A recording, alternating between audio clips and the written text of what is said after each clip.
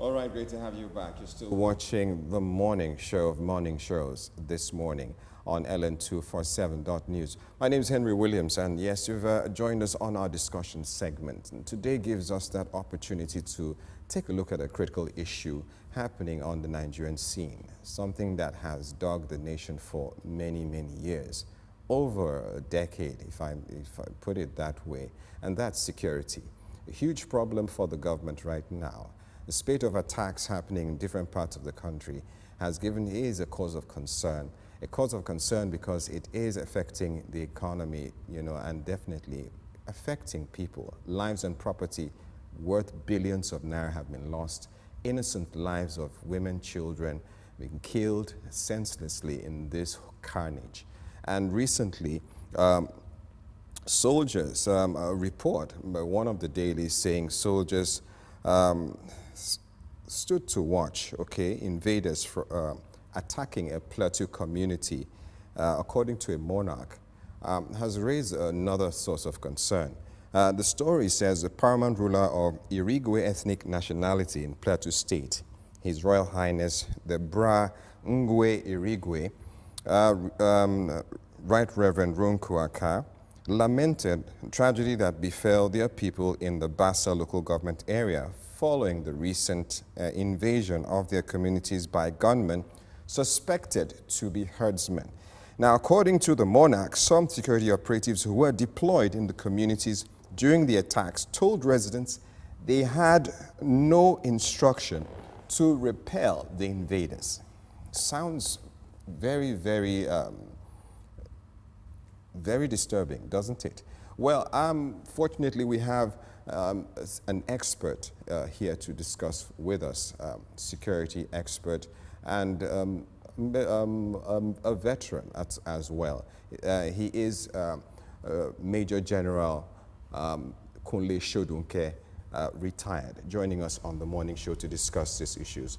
Major General, thank you so much for joining us on the show. Thank you very much. It's a great pleasure because right now we believe we will not be speaking over our heads concerning issues critical issues like this. Now, when this story broke, I know, yes, the Army has not issued, a communique response to this allegation that is being put in the front of dailies, that there was an attack in the Plateau State community. A story goes on to say that during the recent attack, soldiers and other security operatives were around, and as the invaders were carrying out the attacks in Jebu Mango and advancing to other communities, they expected them to confront the invaders and stop the destruction going on, but this did not happen. And when the monarch inquired what was happening, some soldiers cried to him that they did not receive the order to repel the attackers on the community. What you think is responsible? Do you think that this story is a half-truth concerning what the monarch has put forward? Yeah, thank you very much for this question. And to my mind, is just coming out from the military, I don't see that happening, because the primary purpose of government is to protect life and property, and then provide welfare and amenities. And for us to now hear that soldiers who were trained and deployed to provide security on the plateau. They're not foreign soldiers. They're not foreign soldiers, they are soldiers, are not forthcoming or needed anything. I think we need to examine it properly. Who said it? On what occasion did he say it? What was meant to be said? Could not be what was reported, or maybe it was taken out of context. And who was the soldier that was interviewed? And why were they there in the first instance? If soldiers were deployed, they are deployed with a standard operating procedure, and they have a rule of engagement. And the soldiers I know are well trained, and they would definitely go by their rules of engagement and following the standard operating procedure that have been put in place. Actually, these questions will be better answered by the commander on ground, the GOC 3 Division and Operation Safe Haven. And those are the best people to do. But to my mind, I know that definitely our soldiers are professionals, and they will do the best in the interest of the nation, because soldiers include even indigenes of that state. Thank you. Anyway, it's a story that one needs to actually follow with a lot of sense of responsibility, lest we send out the wrong information. It would be wrong to perceive that our soldiers are not doing what they, constitutionally were set up to do. I don't think that the country has degenerated to that level where soldiers would see their fellow, countrymen being attacked and not intervene in the issue. But looking at what has happened in Plateau State, it's become one attack too many. One of the reports way back in the 3rd of August saw 17 dead, 85 buildings burnt, according to Police Commissioner Edward Ebuka, who said 17 people were killed, 85 buildings burnt in recent attacks in Bassa, Royal Local Government Areas of the state. Going further, we saw a recall that clashes between some Fulani herdsmen and indigenous Irigwe ethnic nationality left no fewer than 13 persons killed from both sides, with over 200 houses set ablaze. Now, a lot of allegations have been laid on the Fulani community.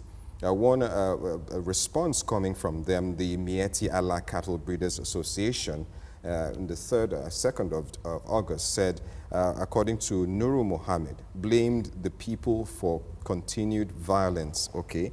He said that 6 Fulani men also lost their lives during the attack on the settlements, adding that 11 of his people were hospitalized.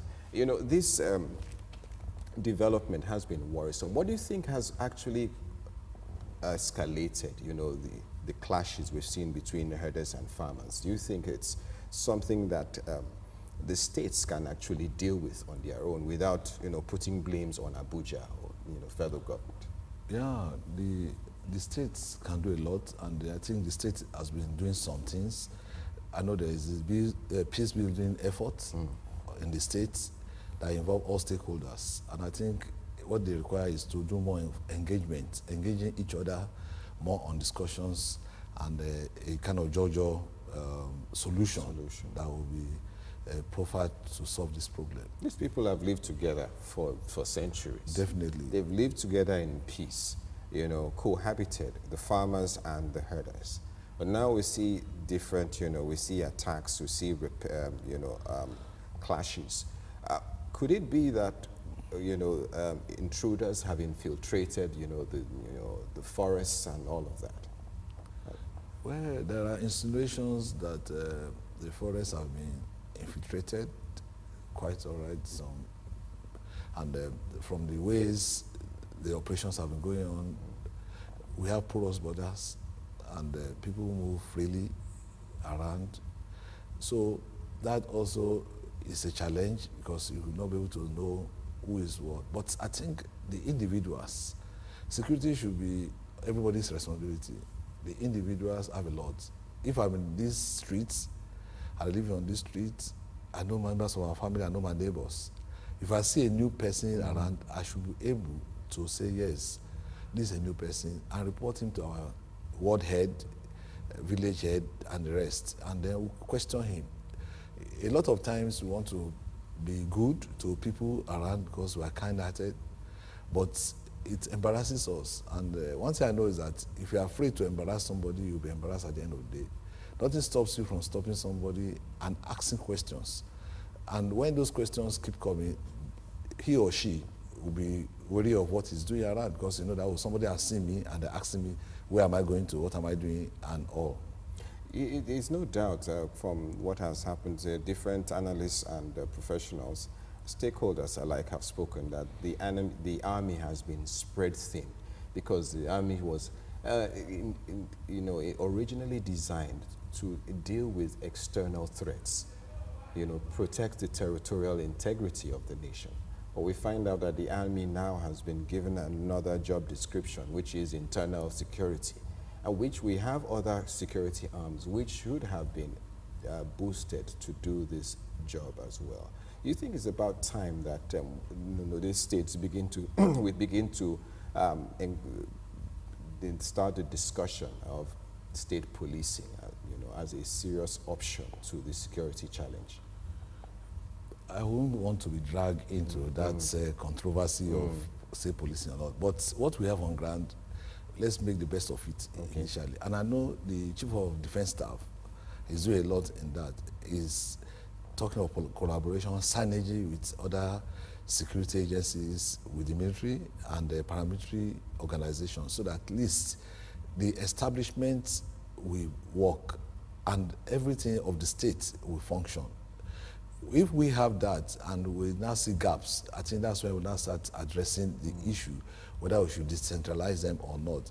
But as it were now, a lot of agencies of government are not doing their bits, or everybody is doing his own at his own time without collaboration. And there are places where your duties overlap. Those are the areas where we need to, find how to work together. And where there are gaps, where nobody is watching, we also find something to be done about it. And I think the armed forces are working assiduously to see that these issues are well addressed and taken care of. As a security professional, as one who has been, in that profession, what do you think the state governors, what do you think they can do to boost security in their states to actually curb the tide of these killings in their states? The state government, what I see them doing is to harness all the apparatus of government. They are there. They are representatives of the people, and they are there for the people.